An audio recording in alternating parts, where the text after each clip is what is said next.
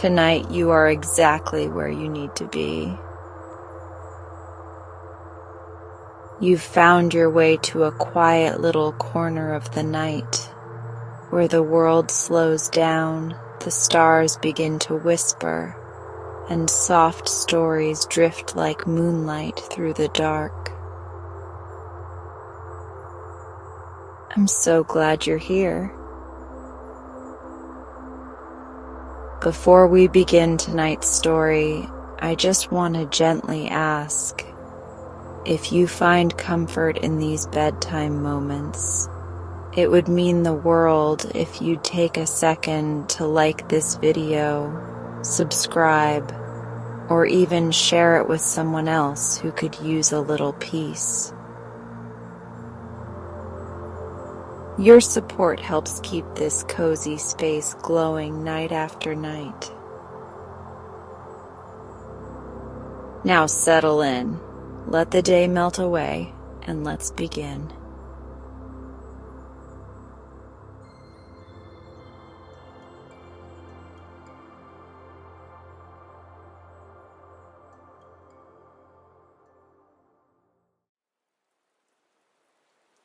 Two or 3 miles from the coast of France, anyone sailing in a ship on a calm day can see deep, deep down the trunks of great trees standing up in the water. Many hundreds of years ago, these trees formed part of a large forest, full of all sorts of wild animals, and beyond the forest was a fine city, guarded by a castle in which dwelt the Dukes of Clarides. But little by little the sea drew nearer to the town. The foundations of the houses became undermined and fell in, and at length a shining sea flowed over the land. However, all this happened a long time after the story I'm going to tell you. The Dukes of Clarides had always lived in the midst of their people and protected them both in war and peace. At the period when this tale begins, the Duke Robert was dead, leaving a young and beautiful duchess who ruled in his stead. Of course, everyone expected her to marry again, but she refused all suitors who sought her hand, saying that, having only one soul, she could have only one husband, and that her baby daughter was quite enough for her. One day she was sitting in the tower, which looked out over a rocky heath, covered in summer with purple and yellow flowers, when she beheld a troop of horsemen riding towards the castle. In the midst, seated on a white horse with black and silver trappings, was a lady whom the Duchess at once knew to be her friend, the Countess of Blancheland, a young widow like herself, mother of a little boy 2 years older than Abbé de Clarides. The Duchess hailed her arrival with delight, but her joy was soon turned into weeping when the Countess sank down beside her on a pile of cushions and told the reason of her visit. "As you know," she said, taking her friend's hand and pressing it between her own, "whenever a Countess of Blancheland is about to die, she finds a white rose lying on her pillow. Last night I went to bed feeling unusually happy, but this morning when I woke, the rose was resting against my cheek. I have no one to help me in the world but you, and I have come to ask if you will take Yuri, my son, and let him be a brother to Abile." Tears choked the voice of the Duchess, but she flung herself on the Countess's neck and pressed her close. Silently the two women took leave of each other, and silently the doomed lady mounted her horse and rode home again. Then, giving her sleeping boy into the care of Francoeur, her steward, she laid herself quietly on her bed, where the next morning they found her dead and peaceful. So Yuri and Abaya grew up side by side, and the Duchess faithfully kept her promise and was a mother to them both. As they got bigger, she often took them with her on her journeys through her duchy, and taught them to know her people, and to pity and to aid them. It was on one of these journeys that, after passing through meadows covered with flowers, Yuri caught sight of a great glittering expanse lying beneath some distant mountains. "What is that, godmother?" he asked, waving his hand. "The shield of a giant, I suppose." "No, a silver plate as big as the moon," said Abili, twisting herself round on her pony. "It is neither a silver plate nor a giant's shield," replied the Duchess, "but a beautiful lake. Still, in spite of its beauty, it is dangerous to go near it, for in its depths dwell some undines or water spirits who lure all passers-by to their deaths." Nothing more was said about the lake, but the children did not forget it, and one morning, after they had returned to the castle, Abila came up to Yuri. "The tower door is open," whispered she. "Let us go up. Perhaps we shall find some fairies." But they did not find any fairies. Only when they reached the roof, the lake looked bluer and more enchanting than ever. Abela gazed at it for a moment, and then she said, "Do you see? I mean to go there." "But you mustn't," cried Yuri. "You heard what your mother said. And besides, it is so far. How could we get there?" "You ought to know that," answered Abele scornfully. "What is the good of being a man and learning all sorts of things if you have to ask me? However, there are plenty of other men in the world, and I shall get one of them to tell me." Yuri colored. Abele had never spoken like this before, and instead of being 2 years younger than himself, she suddenly seemed many years older.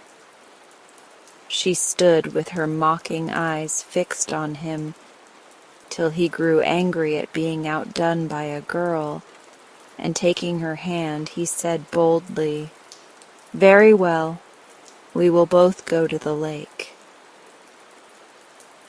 The next afternoon, when the Duchess was working at her tapestry, surrounded by her maidens, the children went out as usual to play in the garden. The moment they found themselves alone, Yuri turned to Abe, and holding out his hand, said, "Come." "Come where?" asked Abia, opening her eyes very wide. "To the lake, of course," answered the boy. Abia was silent. It was one thing to pretend you meant to be disobedient some day, a long time off, and quite another to start for such a distant place without anyone knowing that you had left the garden. And in satin shoes, too. How stupid boys were, to be sure. "Stupid or not, I am going to the lake, and you are going with me," said Yuri, who had not forgotten or forgiven the look she had cast on him the day before. "Unless," added he, "you are afraid, and in that case I shall go alone." This was too much for Abila. Bursting into tears, she flung herself on Yuri's neck and declared that wherever he went, she would go too. So, peace having been made between them, they set out. It was a hot day, and the townspeople were indoors waiting till the sun was low in the sky before they set out either to work or play. So the children passed through the streets unperceived, and crossed the river by the bridge into the flowery meadows along the road by which they had ridden with the Duchess. By and by, Abai began to feel thirsty, but the sun had drunk up all the water, and not a drop was left for her. They walked on a little further, and by good luck found a cherry tree covered with ripe fruit, and after a rest and a refreshing meal, they were sure that they were strong enough to reach the lake in a few minutes. But soon Abela began to limp and to say that her foot hurt her, and Yuri had to untie the ribbons that fastened her shoe and see what was the matter. A stone had got in, so this was easily set right, and for a while they skipped along the path, singing and chattering, till Abila stopped again. This time her shoe had come off, and turning to pick it up, she caught sight of the towers of the castle, looking such a long way off that her heart sank, and she burst into tears. "It is getting dark, and the wolves will eat us," sobbed she. But Yuri put his arms round her and comforted her. "Why, we are close to the lake now. There is nothing to be afraid of. We shall be home again to supper," cried he. And Abail dried her eyes and trotted on beside him. Yes Koma, the lake was there, blue and silvery with purple and gold irises growing on its banks, and white water lilies floated on its bosom. Not a trace was there of a man, or of one of the great beasts so much feared by Abel, but only the marks of tiny forked feet on the sand. The little girl at once pulled off her torn shoes and stockings and let the water flow over her, while Yuri looked about for some nuts or strawberries, but none were to be found. "I noticed a little way back a clump of blackberry bushes," said he. "Wait here for me, and I will go and gather some fruit, and after that we will start home again." And Abila, leaning her head drowsily against a cushion of soft moss, murmured something in reply, and soon fell asleep. In her dream a crow, bearing the smallest man that ever was seen, appeared hovering for a moment above her, and then vanished. At the same instant Yuri returned and placed by her side a large leaf full of strawberries.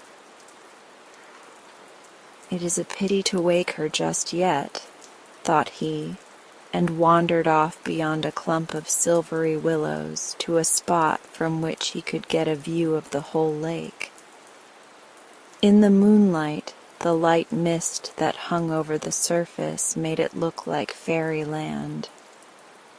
Then gradually the silver veil seemed to break up, and the shapes of fair women with outstretched hands and long green locks floated towards him. Seized with a sudden fright, the boy turned to fly, but it was too late. Unconscious of the terrible doom that had befallen her foster brother, Abail slept on, and did not awake even when a crowd of little men with white beards down to their knees came and stood in a circle round her. "What shall we do with her?" asked Pick, who seemed older than any of them, though they were all very old. "Build a cage and put her into it," answered Rug. "No, no! What should such a beautiful princess do in a cage?" cried Dig. And Tad, who was the kindest of them all, proposed to carry her home to her parents. but the other gnomes were too pleased with their new toy to listen to this for a moment. "Look, she is waking," whispered Paul. And as he spoke, Abele slowly opened her eyes. At first she imagined she was still dreaming, but as the little men did not move, it suddenly dawned upon her that they were real, and starting to her feet, she called loudly, "Yuri! Yuri! Where are you?" At the sound of her voice, the gnomes only pressed more closely round her, and, trembling with fear, she hid her face in her hands. The gnomes were at first much puzzled to know what to do. Then Tad, climbing on a branch of the willow tree that hung over her, stooped down and gently stroked her fingers. The child understood that he meant to be kind, and letting her hands fall, gazed at her captors. After an instant's pause, she said, "Little men, it is a great pity that you are so ugly. But all the same, I will love you if you will only give me something to eat, as I am dying of hunger." A rustle was heard among the group as she spoke. Some were very angry at being called ugly, and said she deserved no better fate than to be left where she was. Others laughed and declared that it did not matter what a mere mortal thought about them, while Tad bade Bog, their messenger, fetch her some milk and honey, and the finest white bread that was made in their ovens under the earth. In less time than Abeye would have taken to tie her shoe, he was back again, mounted on his crow. And by the time she had eaten the bread and honey and drunk the milk, Abila was not frightened any more and felt quite ready to talk. "Little men," she said, looking up with a smile, "your supper was very good, and I thank you for it. My name is Abile, and my brother is called Yuri. Help me to find him, and tell me which is the path that leads to the castle, for Mother must think something dreadful has happened to us." "But your feet are so sore that you cannot walk," answered Dig. "And we may not cross the bounds into your country.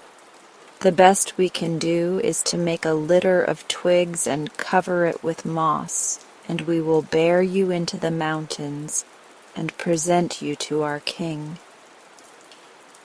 Now, many a little girl would have been terrified at the thought of being carried off alone. She did not know where.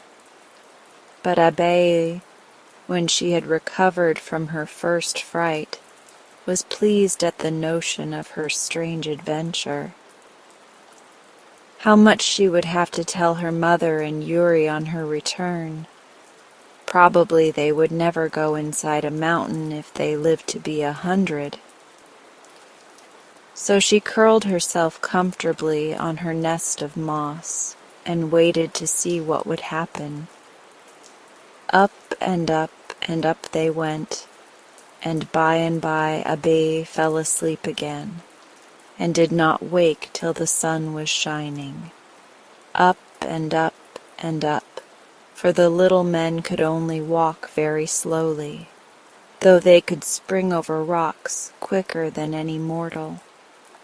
Suddenly the light that streamed through the branches of the litter began to change. It seemed hardly less bright, but it was certainly different. Then the litter was put down, and the gnomes crowded round and helped Abele to step out of it. Before her stood a little man not half her size, but splendidly dressed and full of dignity. On his head was a crown of such huge diamonds that you wondered how his small body could support it. A royal mantle fell from his shoulders, and in his hand he held a lance. King Lock, said one of the forest gnomes, we found this beautiful child asleep by the lake and have brought her to you. She says that her name is Abel, and her mother is the Duchess de Cléride. You have done well, answered the king. She shall be one of us. And standing on tiptoe so that he could kiss her hand, he told her that they would all take care of her and make her happy, and that anything she wished for she should have at once. I want a pair of shoes, replied Abil. Shoes, commanded the king, striking the ground with his lance, and immediately a lovely pair of silver shoes embroidered with pearls were slipped on her feet by one of the gnomes. They are beautiful shoes, said Abiye rather doubtfully. But do you think they will carry me all the way back to my mother? No, they are not meant for rough roads, replied the king, but for walking about the smooth paths of the mountain, for we have many wonders to show you. Little King Lock, answered Abiel, take away these beautiful slippers and give me a pair of wooden shoes instead, and let me go back to my mother. But King Lock only shook his head. Little King Lock, said Abile again, and this time her voice trembled. Let me go back to my mother and Yuri, and I will love you with all my heart nearly as well as I love them. Who is Yuri? Asked King Lock. Why, Yuri, who has lived with us since I was a baby, replied Abele, surprised that he did not know what everyone else was aware of, and never guessing that by mentioning the boy she was sealing her own fate. For King Lock had already thought what a good wife she would make him in a few years' time, and he did not want Yuri to come between them. So he was silent, and Abia, seeing he was not pleased, burst into tears. Little King Lock, she cried, taking hold of a corner of his mantle. Think how unhappy my mother will be. She will fancy that wild beasts have eaten me, or that I have got drowned in the lake. Be comforted, replied King Lock. I will send her a dream, so that she shall know that you are safe.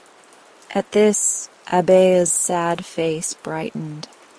Little King Lock, she said, smiling, how clever you are. But you must send her a dream every night, so that she shall see me, and me a dream, so that I may see her. And this King Lock promised to do. When Abeya grew accustomed to do without her mother and Yuri, she made herself happy enough in her new home. Everyone was kind to her and petted her, and then there were such quantities of new things for her to see. The gnomes were always busy and knew how to fashion beautiful toys as well or better than the people who lived on the earth. And now and then, wandering with Tad or Dig in the underground passages, Abea would catch a glimpse of blue sky through a rent in the rocks, and this she loved best of all. In this manner 6 years passed away. His Highness King Lock wishes to see you in his presence chamber, said Tad one morning to Abei, who was singing to herself on a golden lute. And Abida, wondering why the king had grown so formal all of a sudden, got up obediently. Directly she appeared, King Lock opened a door in the wall which led into his treasure chamber.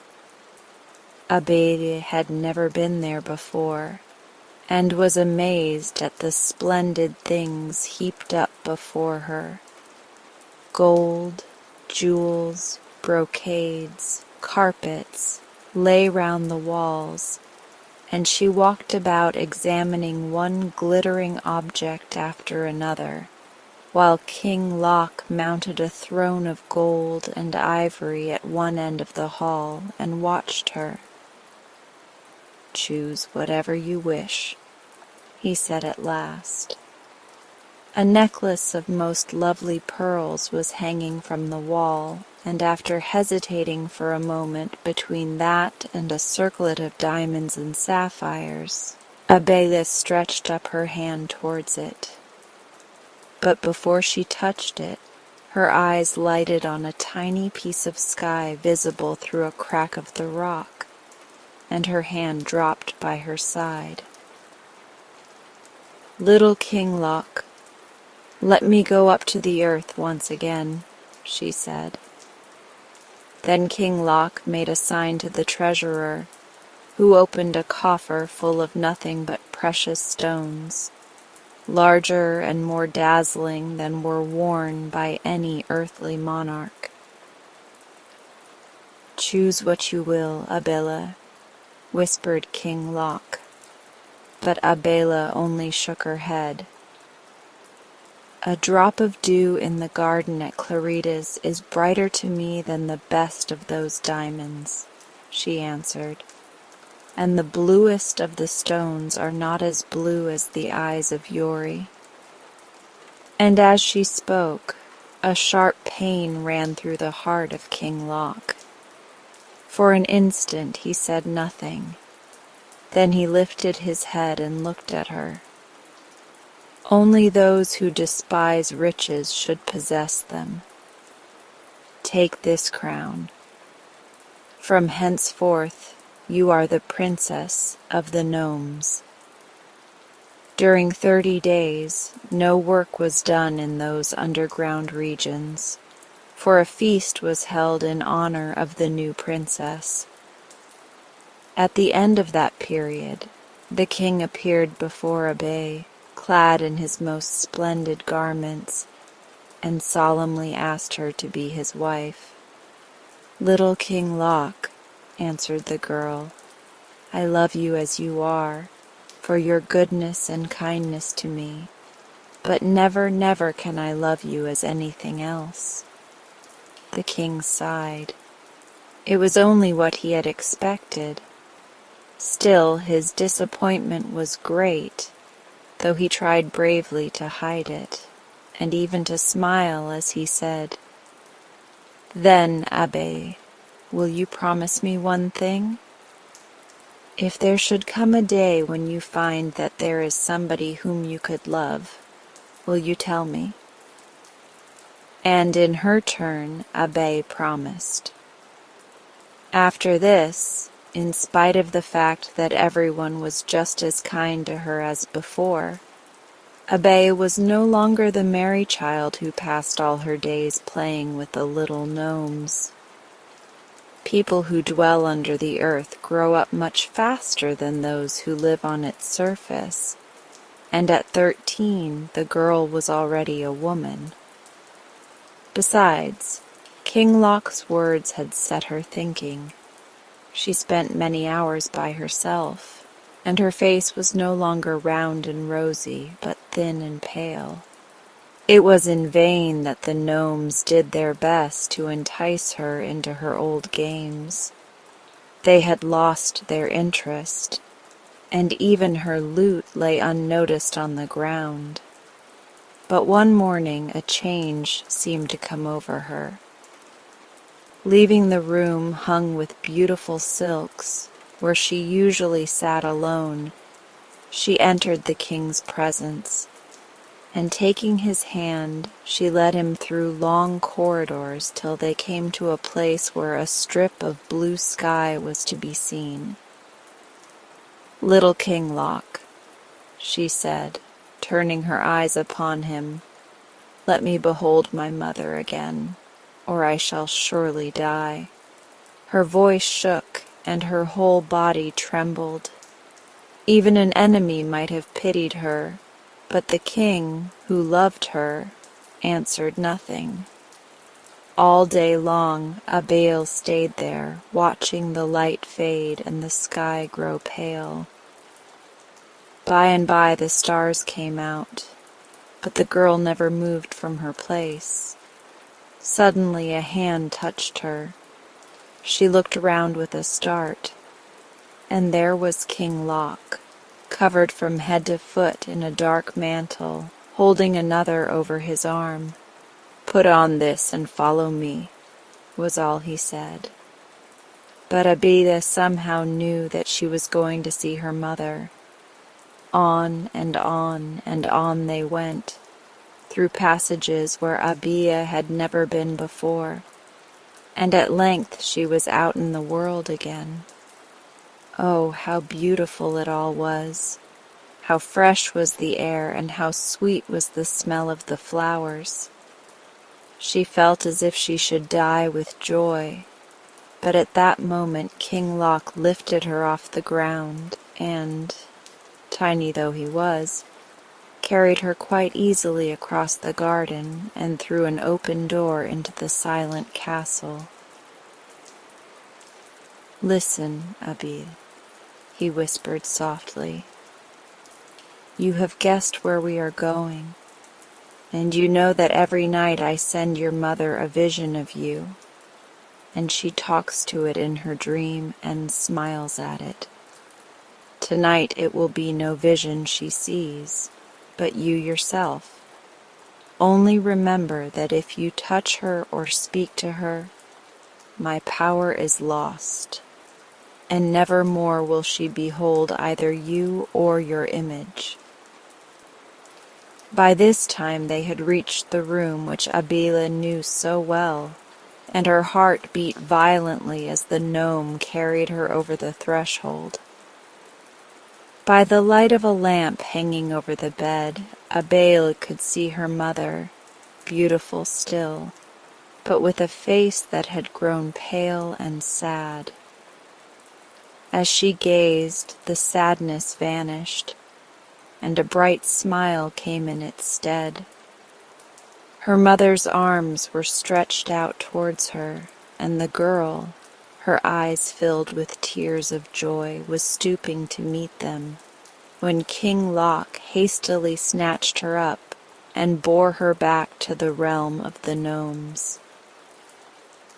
If the king imagined that by granting Abila's request he would make her happy, he soon found out his mistake, for all day long the girl sat weeping, paving no heed to the efforts of her friends to comfort her.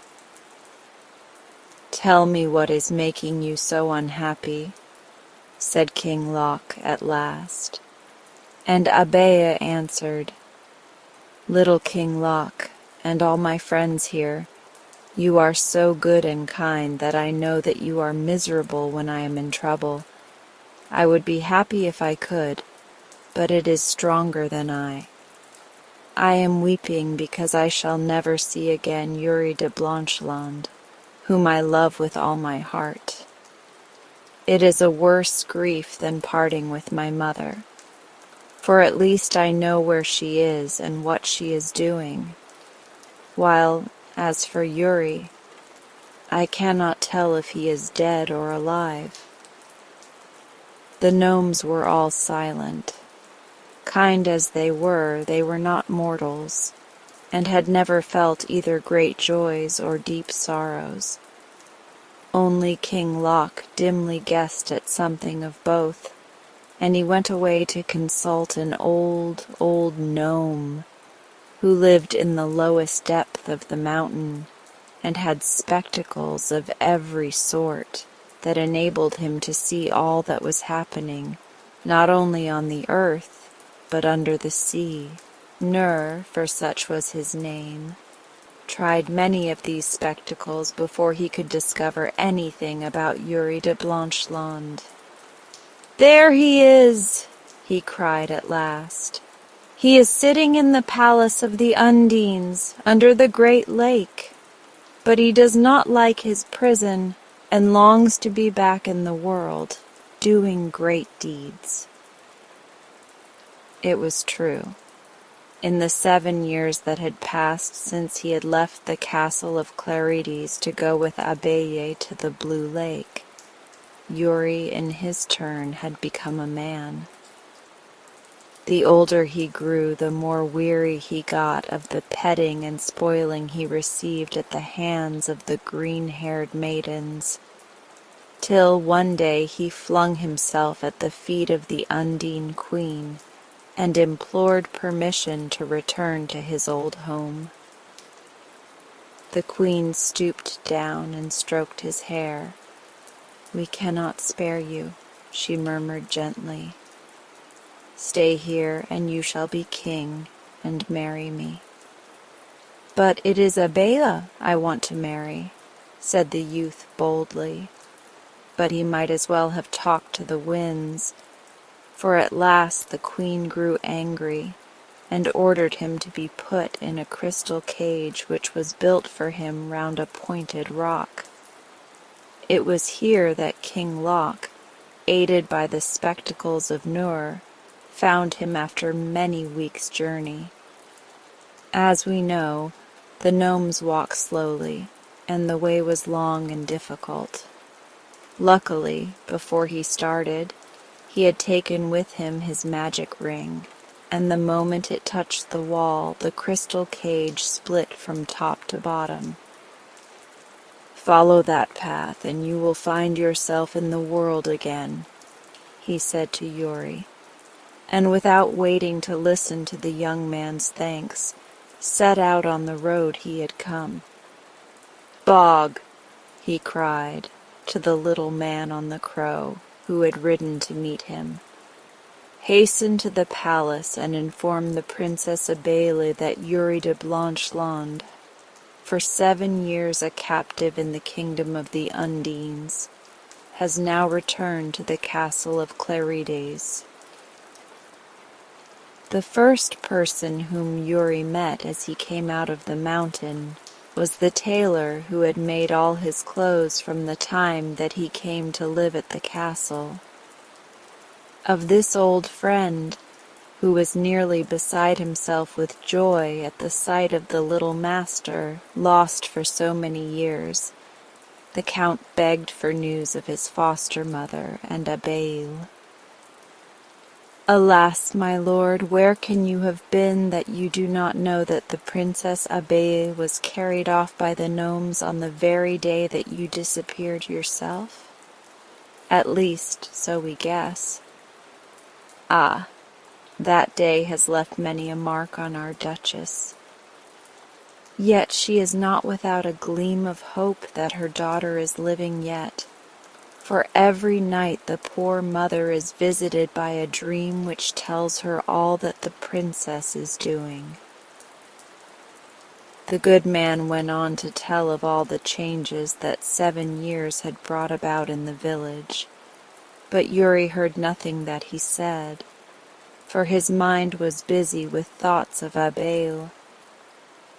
At length he roused himself, and ashamed of his delay, he hastened to the chamber of the Duchess, who held him in her arms, as if she would never let him go. By and by, however, when she became calmer, he began to question her about Abele, and how best to deliver her from the power of the gnomes. The Duchess then told him that she had sent out men in all directions to look for the children directly they were found to be missing, and that one of them had noticed a troop of little men far away on the mountains, evidently carrying a litter. He was hastening after them when, at his feet, he beheld a tiny satin slipper which he stooped to pick up. But as he did so, a dozen of the gnomes had swarmed upon him like flies, and beat him about the head till he dropped the slipper, which they took away with them, leaving the poor man dizzy with pain. When he recovered his senses, the group on the mountain had disappeared. That night, when everyone was asleep, Yuri and his old servant Francoeur stole softly down into the armory and dressed themselves in light suits of chain armor, with helmets and short swords all complete. Then they mounted 2 horses that Francoeur had tied up in the forest, and set forth for the kingdom of the gnomes. At the end of an hour's hard riding, they came to the cavern which Francoeur had heard from childhood led into the center of the earth. Here they dismounted and entered cautiously, expecting to find darkness as thick as what they had left outside. But they had only gone a few steps when they were nearly blinded by a sudden blaze of light, which seemed to proceed from a sort of portcullis door which barred the way in front of them. "Who are you?" asked a voice, and the Count answered, "Yuri de Blancheland, who has come to rescue Abel de Clarides." And at these words the gate slowly swung open and closed behind the 2 strangers. Yuri listened to the clang with a spasm of fear in his heart. Then the desperate position he was in gave him courage. There was no retreat for him now, and in front was drawn up a large force of gnomes, whose arrows were falling like hail about him. He raised his shield to ward them off, and as he did so, his eyes fell on a little man standing on a rock above the rest, with a crown on his head and a royal mantle on his shoulders. In an instant, Yuri had flung away his shield and sprung forward, regardless of the arrows that still fell about him. "Oh, is it you? Is it really you, my deliverer? And is it your subjects who hold as a captive Abia whom I love?" "I am King Loc," was the answer. And the figure with the long beard bent his eyes kindly on the eager youth. "If Abia has lived with us all these years, for many of them she was quite happy. But the gnomes, of whom you think so little, are a just people, and they will not keep her against her will. Beg the princess to be good enough to come hither," he added, turning to Rug. Amidst a dead silence, Abail entered the vast space and looked around her. At first she saw nothing but a vast host of gnomes perched on the walls and crowding on the floor of the big hall. Then her eyes met those of Yuri, and with a cry that came from her heart she darted towards him and threw herself on his breast. "Abela," said the king when he had watched her for a moment with a look of pain on his face. "Is this the man that you wish to marry?" "Yes, little King Loc, this is he and nobody else. And see how I can laugh now and how happy I am." And with that she began to cry. "Hush, Abele, there must be no tears today," said Yuri, gently stroking her hair. "Come, dry your eyes and thank King Loc, who rescued me from the cage in the realm of the Undines." As Yuri spoke, Abela lifted her head, and a great light came into her face. At last she understood.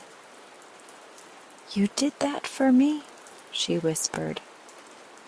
"Ah, little King Loc." So, loaded with presents and followed by regrets, Abil went home. In a few days the marriage took place. But however happy she was and however busy she might be, never a month passed by without a visit from Abea to her friends in the kingdom of the gnomes. One day, a bunya, or banker, was walking along a country road when he overtook a farmer going in the same direction. Now the bunya was very grasping, like most of his class, and was lamenting that he had had no chance of making any money that day. But at the sight of the man in front, he brightened up wonderfully. "That is a piece of luck," he said to himself. "Let me see if this farmer is not good for something," and he hastened his steps.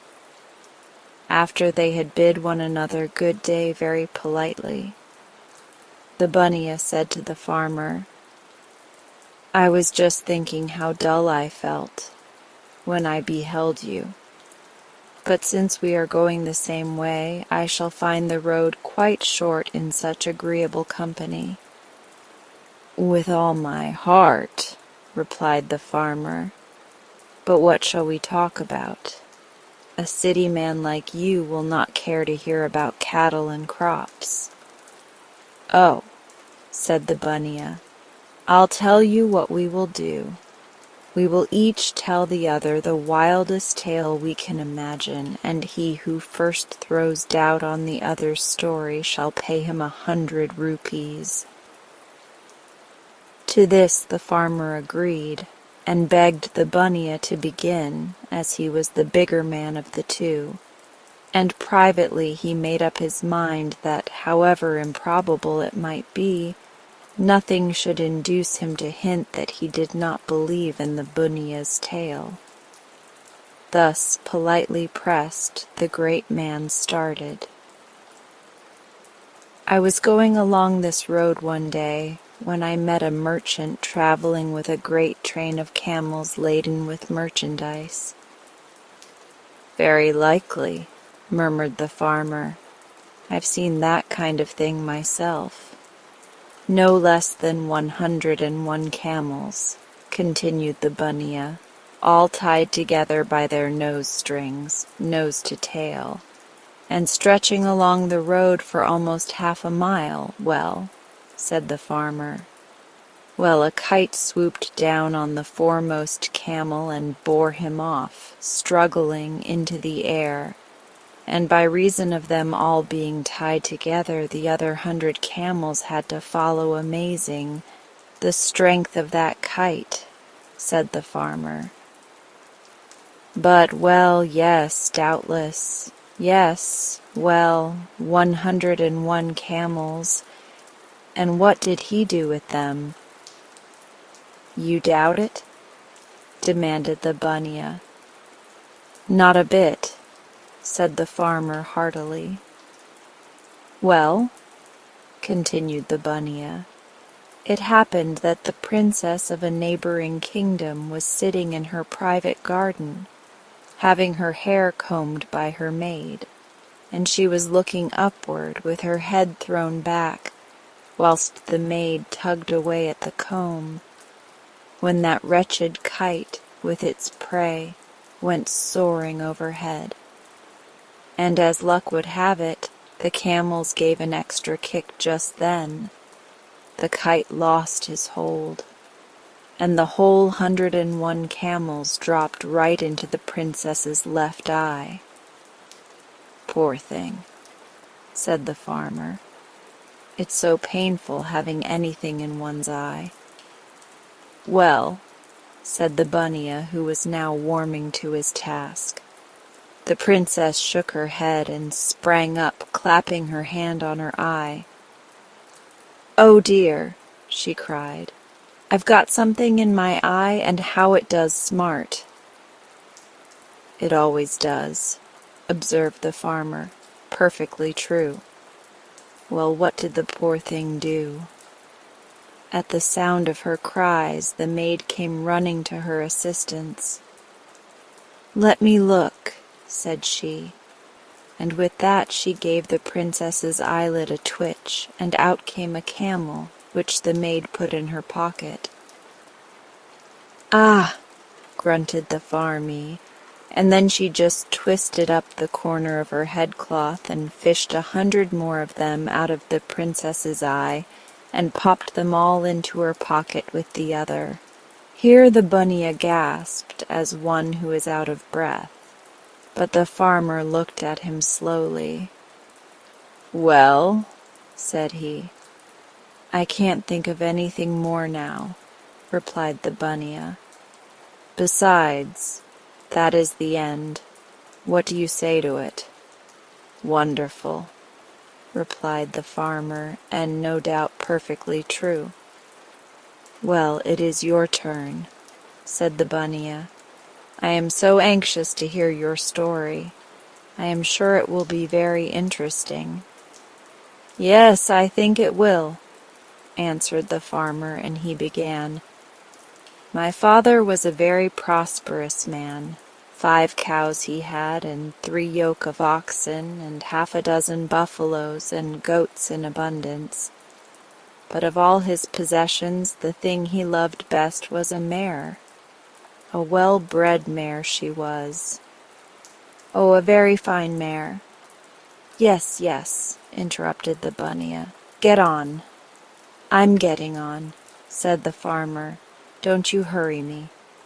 Well, one day, as ill luck would have it, he rode that mare to market with a torn saddle, which galled her so that when they got home she had a sore on her back as big as the palm of your hand. "Yes," said the bunya impatiently. "What next?"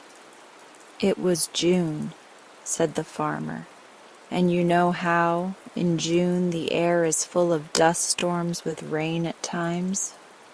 Well, the poor beast got dust in that wound, and what's more, with the dust some grains of wheat, and what with the dust and the heat and the wet, that wheat sprouted and began to grow.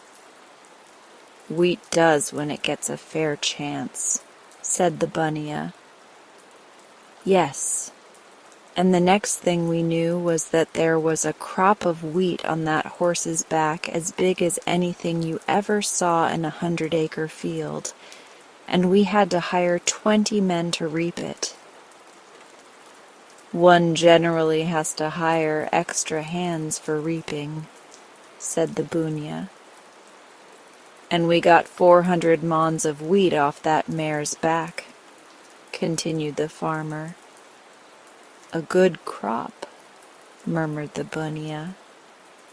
"And your father," said the farmer, "a poor wretch, with hardly enough to keep body and soul together."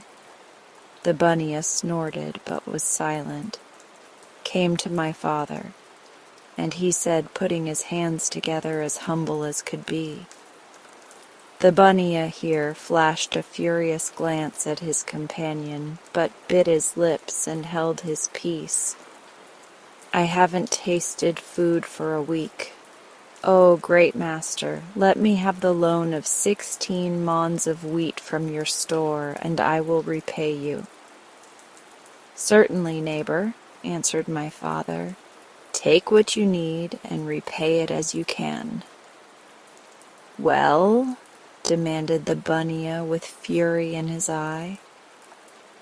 "Well, he took the wheat away with him," replied the farmer, "but he never repaid it, and it's a debt to this day. Sometimes I wonder whether I shall not go to law about it." Then the bunya began running his thumb quickly up and down the fingers of his right hand, and his lips moved in quick calculation. "What is the matter?" asked the farmer. "The wheat is the cheaper. I'll pay you for the wheat," said the bunya with the calmness of despair, as he remembered that by his own arrangement he was bound to give the farmer 100 rupees. And to this day they say in those parts, when a man owes a debt, "Give me the money, or if not that, give me at least the wheat." One hot night in Hindustan, a king and queen lay awake in the palace in the midst of the city. Every now and then a faint air blew through the lattice, and they hoped they were going to sleep, but they never did. Presently they became more broad awake than ever at the sound of a howl outside the palace. "Listen to that tiger," remarked the king. "Tiger?" replied the queen. "How should there be a tiger inside the city? It was only a jackal." "I tell you it was a tiger," said the king. "And I tell you that you were dreaming if you thought it was anything but a jackal," answered the queen. "I say it was a tiger," cried the king. "Don't contradict me." "Nonsense!" snapped the queen. "It was a jackal." And the dispute waxed so warm that the king said at last, "Very well, we'll call the guard and ask, and if it was a jackal I'll leave this kingdom to you and go away, and if it was a tiger then you shall go and I will marry a new wife."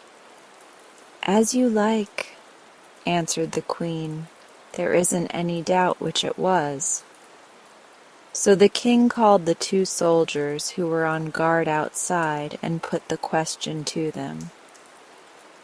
But whilst the dispute was going on, the king and queen had got so excited and talked so loud that the guards had heard nearly all they said, and one man observed to the other, "Mind you declare that the king is right.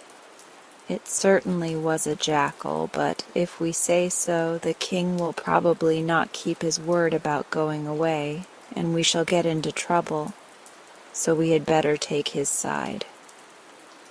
To this the other agreed. Therefore, when the king asked them what animal they had seen, both the guards said it was certainly a tiger, and that the king was right, of course, as he always was. The king made no remark, but sent for a palanquin, and ordered the queen to be placed in it, bidding the 4 bearers of the palanquin to take her a long way off into the forest and there leave her. In spite of her tears, she was forced to obey, and away the bearers went for 3 days and 3 nights until they came to a dense wood. There they set down the palanquin with the queen in it, and started home again. Now the queen thought to herself that the king could not mean to send her away for good, and that as soon as he had got over his fit of temper he would summon her back. So she stayed quite still for a long time, listening with all her ears for approaching footsteps, but heard none. After a while she grew nervous, for she was all alone, and put her head out of the palanquin and looked about her. Day was just breaking, and birds and insects were beginning to stir. The leaves rustled in a warm breeze. But although the queen's eyes wandered in all directions, there was no sign of any human being. Then her spirit gave way and she began to cry. It so happened that close to the spot where the queen's palanquin had been set down, there dwelt a man who had a tiny farm in the midst of the forest, where he and his wife lived alone far from any neighbors. As it was hot weather, the farmer had been sleeping on the flat roof of his house, but was awakened by the sound of weeping. He jumped up and ran downstairs as fast as he could, and into the forest towards the place the sound came from, and there he found the palanquin. "Oh, poor soul that weeps," cried the farmer, standing a little way off. "Who are you?" At this salutation from a stranger the queen grew silent, dreading she knew not what. "Oh, you that weep," repeated the farmer, "fear not to speak to me, for you are to me as a daughter. Tell me, who are you?" His voice was so kind that the queen gathered up her courage and spoke, and when she had told her story, the farmer called his wife, who led her to their house, and gave her food to eat and a bed to lie on. And in the farm, a few days later, a little prince was born, and by his mother's wish named Amir Ali. Years passed without a sign from the king. His wife might have been dead for all he seemed to care, though the queen still lived with the farmer, and the little prince had by this time grown up into a strong, handsome, and healthy youth. Out in the forest they seemed far from the world. Very few ever came near them, and the prince was continually begging his mother and the farmer to be allowed to go away and seek adventures and to make his own living. But she and the wise farmer always counseled him to wait, until at last, when he was 18 years of age, they had not the heart to forbid him any longer. So he started off one early morning with a sword by his side, a big brass pot to hold water, a few pieces of silver, and a galail or two-stringed bow in his hand, with which to shoot birds as he traveled. Many a weary mile he tramped day after day, until one morning he saw before him just such a forest as that in which he had been born and bred, and he stepped joyfully into it, like one who goes to meet an old friend. Presently, as he made his way through a thicket, he saw a pigeon which he thought would make a good dinner, so he fired a pellet at it from his galail, but missed the pigeon, which fluttered away with a startled clatter. At the same instant, he heard a great clamor from beyond the thicket, and, on reaching the spot, he found an ugly old woman streaming wet and crying loudly as she lifted from her head an earthen vessel with a hole in it from which the water was pouring. When she saw the prince with his galail in his hand, she called out, "Oh, wretched one! Why must you choose an old woman like me to play your pranks upon? Where am I to get a fresh pitcher instead of this one that you have broken with your foolish tricks? And how am I to go so far for water twice when one journey wearies me?" "But, mother," replied the prince, "I played no trick upon you. I did but shoot at a pigeon that should have served me for dinner, and as my pellet missed it, it must have broken your pitcher. But in exchange you shall have my brass pot, and that will not break easily. And as for getting water, tell me where to find it, and I'll fetch it while you dry your garments in the sun and carry it whither you will." At this the old woman's face brightened.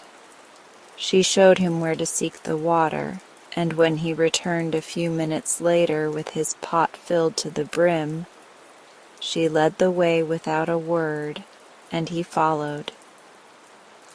In a short while they came to a hut in the forest, and as they drew near it, Amir Ali beheld in the doorway the loveliest damsel his eyes had ever looked on. At the sight of a stranger, she drew her veil about her and stepped into the hut, and much as he wished to see her again, Amir Ali could think of no excuse by which to bring her back. And so, with a heavy heart, he made his salutation and bade the old woman farewell. But when he had gone a little way, she called after him, "If ever you are in trouble or danger, come to where you now stand and cry, 'Fairy of the forest, Fairy of the forest, help me now,' and I will listen to you."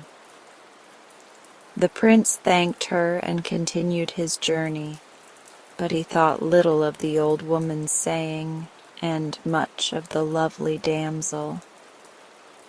Shortly afterwards he arrived at a city, and as he was now in great straits, having come to the end of his money, he walked straight to the palace of the king and asked for employment. The king said he had plenty of servants and wanted no more. But the young man pleaded so hard that at last the Raja was sorry for him, and promised that he should enter his bodyguard on the condition that he would undertake any service which was especially difficult or dangerous. This was just what Amir Ali wanted, and he agreed to do whatever the king might wish. Soon after this, on a dark and stormy night, when the river roared beneath the palace walls, the sound of a woman weeping and wailing was heard above the storm. The king ordered a servant to go and see what was the matter, but the servant, falling on his knees in terror, begged that he might not be sent on such an errand, particularly on a night so wild, when evil spirits and witches were sure to be abroad. Indeed, so frightened was he that the king, who was very kind-hearted, bade another to go in his stead, but each one showed the same strange fear. Then Amir Ali stepped forward. "This is my duty, Your Majesty," he said. "I will go." The king nodded, and off he went.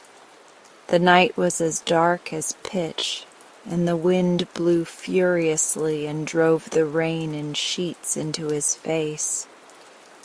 But he made his way down to the ford under the palace walls and stepped into the flooded water.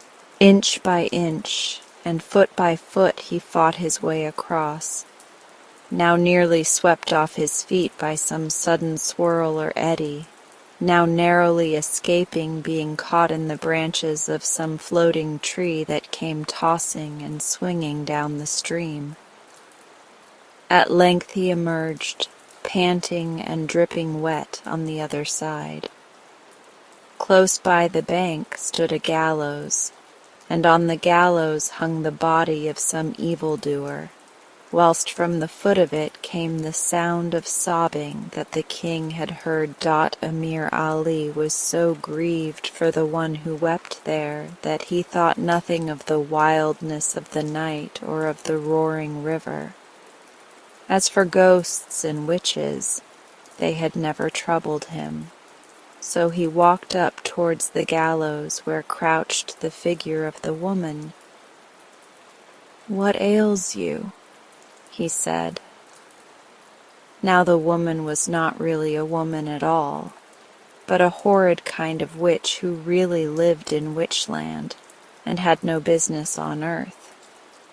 If ever a man strayed into Witchland, the ogresses used to eat him up, and this old witch thought she would like to catch a man for supper, and that is why she had been sobbing and crying in hopes that someone out of pity might come to her rescue. So when Amir Ali questioned her, she replied, "Ah, kind sir, it is my poor son who hangs upon that gallows. Help me to get him down, and I will bless you forever." Amir Ali thought that her voice sounded rather eager than sorrowful, and he suspected that she was not telling the truth, so he determined to be very cautious. "That will be rather difficult," he said, "for the gallows is high, and we have no ladder." "Ah, but if you will just stoop down and let me climb upon your shoulders," answered the old witch, "I think I could reach him."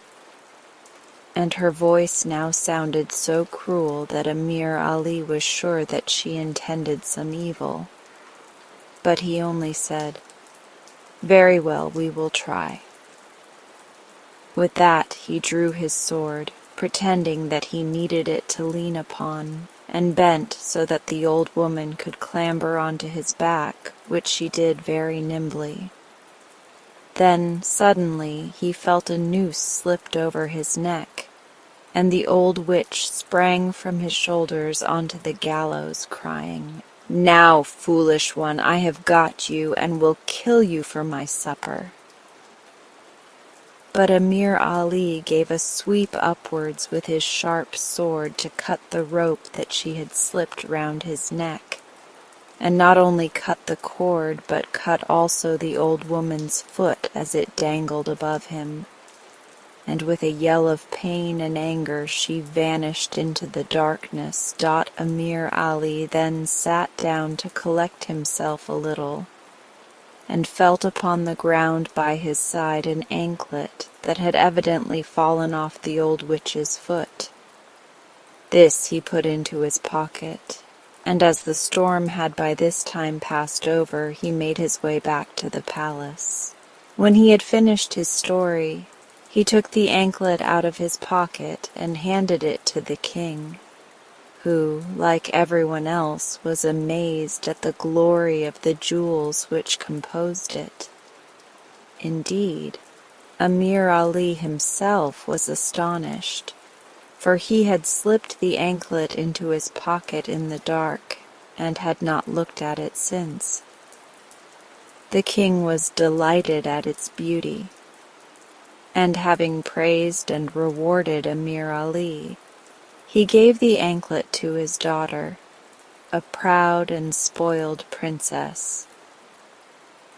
Now in the women's apartments in the palace there hung 2 cages, in one of which was a parrot, and in the other a starling, and these 2 birds could talk as well as human beings.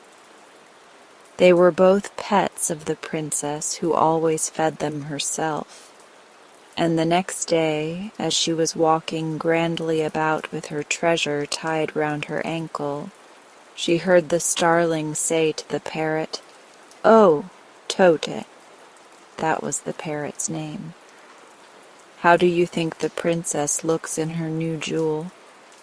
"Think?" snapped the parrot, who was cross because they hadn't given him his bath that morning. "I think she looks like a washerwoman's daughter, with one shoe on and the other off. Why doesn't she wear 2 of them, instead of going about with one leg adorned and the other empty?" When the princess heard this, she burst into tears, and sending for her father, she declared that he must get her another such an anklet to wear on the other leg, or she would die of shame. So the king sent for Amir Ali and told him that he must get a second anklet exactly like the first within a month, or he should be hanged, for the princess would certainly die of disappointment. Poor Amir Ali was greatly troubled at the king's command, but he thought to himself that he had, at any rate, a month in which to lay his plans. He left the palace at once, and inquired of everyone where the finest jewels were to be got. But though he sought night and day, he never found one to compare with the anklet. At last only a week remained, and he was in sore difficulty when he remembered the fairy of the forest, and determined to go without loss of time and seek her. Therefore away he went, and after a day's travelling he reached the cottage in the forest, and standing where he had stood when the old woman called to him, he cried, "Fairy of the forest! Fairy of the forest! Help me! Help me!" Then there appeared in the doorway the beautiful girl he had seen before, whom in all his wanderings he had never forgotten. "What is the matter?" she asked, in a voice so soft that he listened like one struck dumb, and she had to repeat the question before he could answer. Then he told her his story, and she went within the cottage and came back with 2 wands, and a pot of boiling water. The 2 wands she planted in the ground about 6 feet apart, and then, turning to him, she said, "I am going to lie down between these 2 wands. You must then draw your sword and cut off my foot, and as soon as you have done that, you must seize it and hold it over the cauldron, and every drop of blood that falls from it into the water will become a jewel. Next you must change the wands so that the one that stood at my head is at my feet, and the one at my feet stands at my head, and place the severed foot against the wound and it will heal, and I shall become quite well again as before." At first, Amir Ali declared that he would sooner be hanged 20 times over than treat her so roughly, but at length she persuaded him to do her bidding. He nearly fainted himself with horror when he found that, after the cruel blow which lopped her foot off, she lay as one lifeless.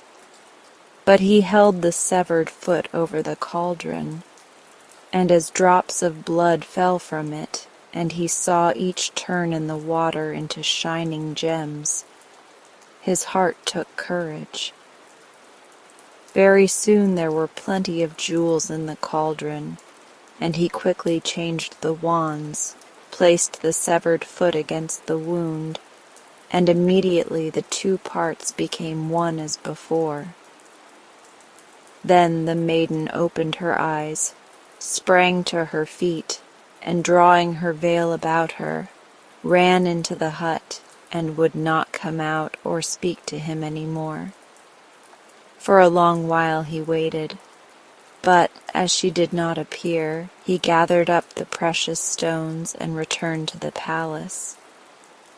He easily got someone to set the jewels, and found that there were enough to make, not only 1, but 3 rare and beautiful anklets, and these he duly presented to the king on the very day that his month of grace was over. The king embraced him warmly, and made him rich gifts, and the next day the vain princess put 2 anklets on each foot, and strutted up and down in them, admiring herself in the mirrors that lined her room.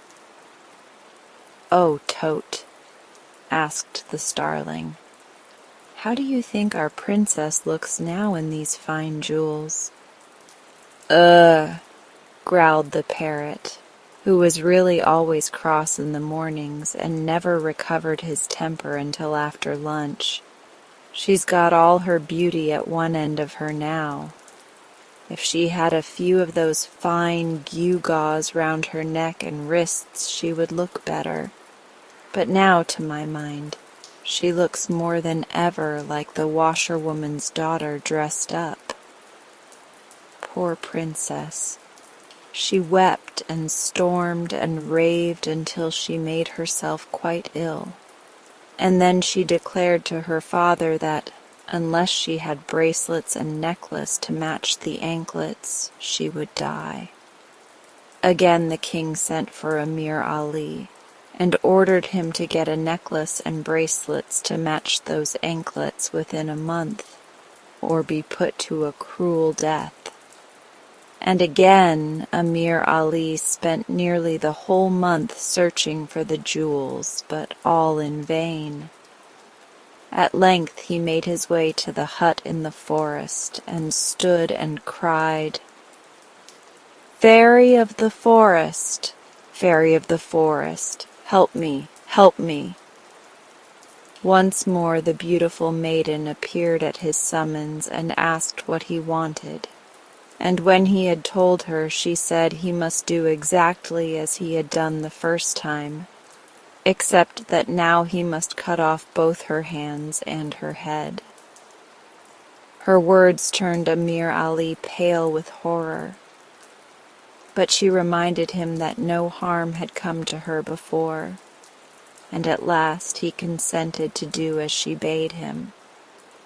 From her severed hands and head there fell into the cauldron bracelets and chains of rubies and diamonds, emeralds and pearls that surpassed any that ever were seen. Then the head and hands were joined onto the body and left neither sign nor scar. Full of gratitude, Amir Ali tried to speak to her, but she ran into the house and would not come back, and he was forced to leave her and go away laden with the jewels. When, on the day appointed, Amir Ali produced a necklace and bracelets, each more beautiful and priceless than the last, the king's astonishment knew no bounds, and as for his daughter, she was nearly mad with joy. The very next morning she put on all her finery, and thought that now, at least, that disagreeable parrot could find no fault with her appearance, and she listened eagerly when she heard the starling say, "Oh, Tote, how do you think our princess is looking now?" "Very fine, no doubt," grumbled the parrot. "But what is the use of dressing up like that for oneself only? She ought to have a husband. Why doesn't she marry the man who got her all these splendid things?"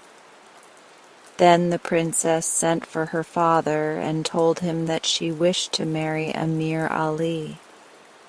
"My dear child," said her father, "you really are very difficult to please, and want something new every day. It certainly is time you married someone, and if you choose this man, of course he shall marry you."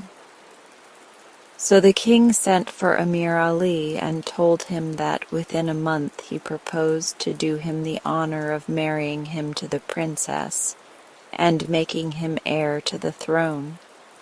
On hearing this speech, Amir Ali bowed low and answered that he had done and would do the king all the service that lay in his power, save only this one thing. The king, who considered his daughter's hand a prize for any man, flew into a passion, and the princess was more furious still.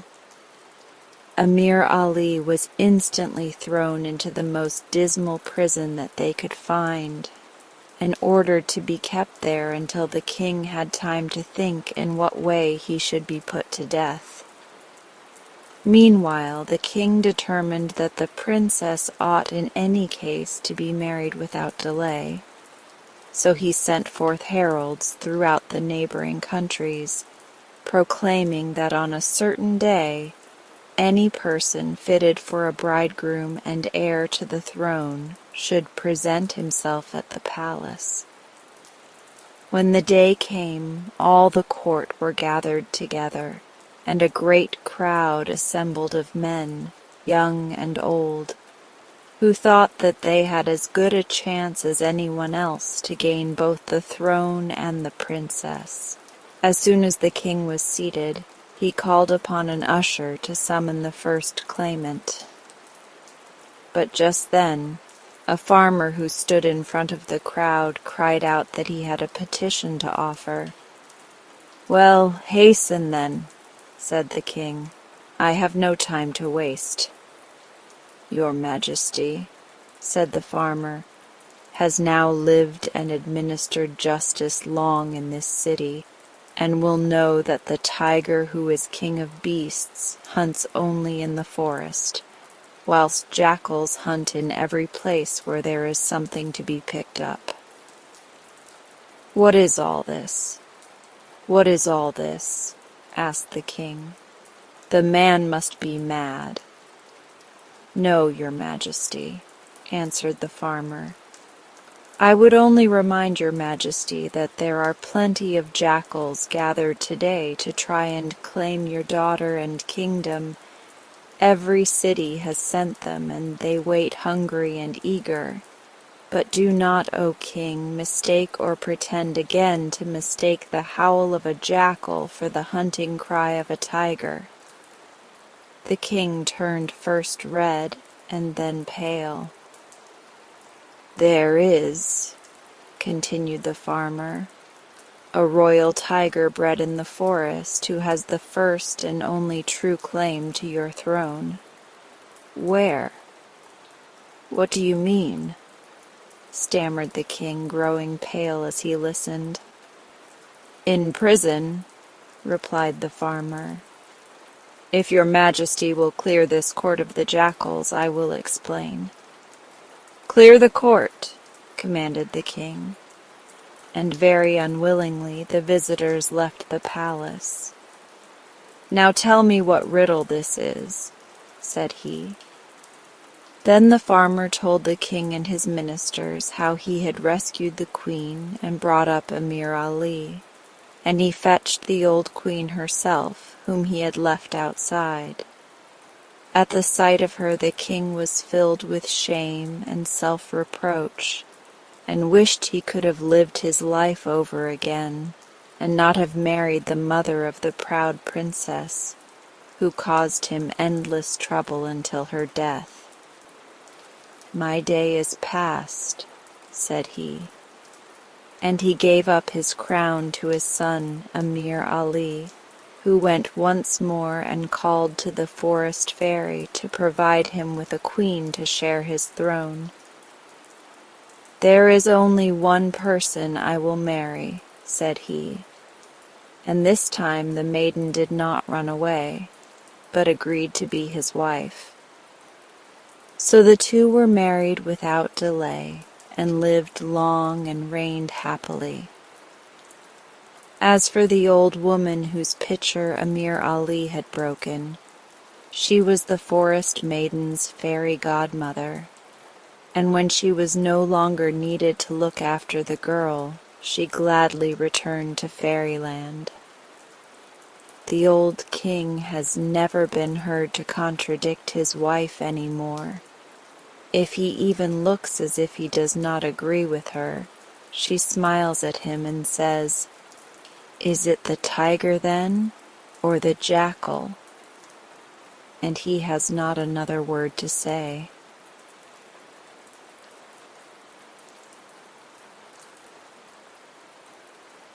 And now, as we come to the end of this session, if you're still awake, I would like you to feel the calm you've created within yourself.